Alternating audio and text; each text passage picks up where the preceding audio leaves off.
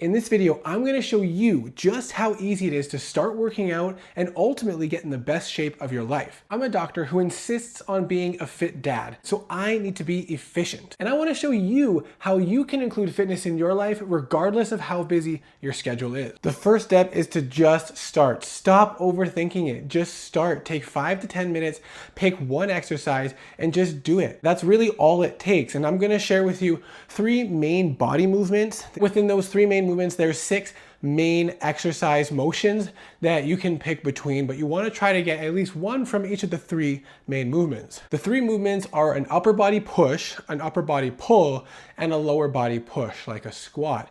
You can break that down further into an upper body horizontal push and pull, vertical push and pull, and then a lower leg push like a squat and a hip hinge. I'm going to share with you some examples of both bodyweight and dumbbell exercises that you can pick from depending on the equipment that you have available, and all you need to do is pick one each day to start working on and progress with it. Now we want to stick with these main movements initially because they're compound movements, which means they're going to target more than one muscle group at a time, giving you more benefit for the time you invest. Over time, once you get into the habit of it and you get the hang of things, you can start adding in more isolation exercises depending on your specific needs. If you're interested in a full workout program using dumbbells for a beginner, you can check it out in the linked video above, and it's got a good breakdown of if you want to do a very short amount every single day or 6 days a week, or a little bit longer like 25 to 30 minutes, 2 or 3 days a week. As a beginner, all you need to do is pick 3 to 6 of these movements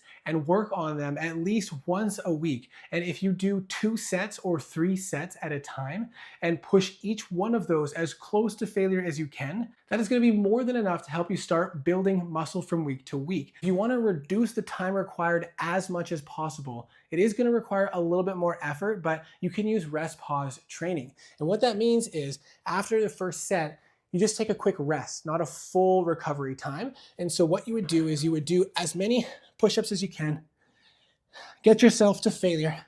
When you're on your last one, you'd stop, and then you'd only wait for 15 to 30 seconds. And after a quick 15 to 30 second break, before you're fully recovered, you'd go back into doing the push-ups or whatever exercise you're doing and get, again, as many reps as possible, all the way to failure. And when you can't get a single extra rep, you'd stop again, wait that 15 to 30 seconds, and then get right back into it. And if you do that a few times, that is going to provide a significant stimulus and be more than enough. You could finish that whole exercise in probably 3 to 4 minutes, and that would be all you need for the week, or twice a week if you're able to do it twice a week. The first thing we're going to cover is the upper body horizontal pressing motion. Now, with body weight, you can do this with push-up progressions. Now, if you can't do a push-up even from your knees, you can start by leaning against a couch or a table or even the wall and doing a push-up that way. And then you can progress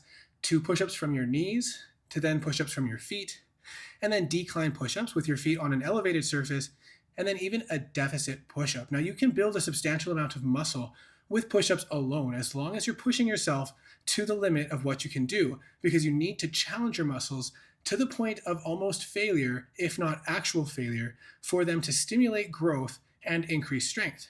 Now, if you have access to equipment like dumbbells at home, you can do bench press and move up to incline bench press. Incline bench press is going to give equal amount of growth stimulus to your middle and lower chest, but it's going to provide a substantially greater stimulus to your upper chest, which is going to provide a more full and complete look of the chest. Next, we're going to move on to the upper vertical press motion. And if you don't have weights, you can do a pike push-up for this. So you just hinge at the hips and put your hands on the ground with your feet on the ground as well. And you can do a push-up that way. You can progress to doing this with your feet up on a couch or even up on the wall, like a handstand push-up. If you have access to weights, you can use dumbbells and do an overhead press. And this is going to be all you really need as a main shoulder exercise. Next, we're going to move on to a horizontal pull for the upper body, and that is going to be a bit more difficult without weights. But if you can find a bar that's about hip height or roughly around there, and you can lay underneath it and pull your body, your chest up to the bar with your legs out in front of you, with your body horizontal, this is going to allow you to do back rows. And if you can't figure something out for that, but you do have a pull-up bar, if you tip your chest up to the ceiling and your chin up to the ceiling as much as possible, you can kind of turn a pull-up into a horizontal row. Just try to keep your elbows wide away from your body. If you don't have access to that, and you do have access to dumbbells, you can do a bent over or chest supported row. The next movement is the upper body vertical pull, and this is going to be like pull-ups or chin-ups. So if you have access to a pull-up or chin-up bar of some sort, then that's going to be very easy for you. If you can't do a single pull-up or chin-up yet, you can get bands to do assisted pull-ups, or you can start working on negative pull-ups where you help yourself up to the top position and slowly lower yourself down. Unfortunately, there is no great dumbbell option, but if you have access to machines, you can do a lat pull down machine to work on this motion. Next, we have the squatting motion. You can do regular squats for this. You can do lunges or reverse lunges. You can even do one-legged squats with assist, either holding onto a chair or the couch or the wall if you're progressing far enough that the two-legged squats with body weight are not enough. If you have access to dumbbells, holding onto a set of dumbbells is going to add enough weight to make it a bit more challenging. You could do split squats so that you're only using one leg to move the weight, and you can also do reverse or regular lunges while holding on to dumbbells as well. The final movement is the hinge movement. You can do one leg body weight RDLs, Romanian deadlifts, where you're hinging over at the hip and only using one leg to do so.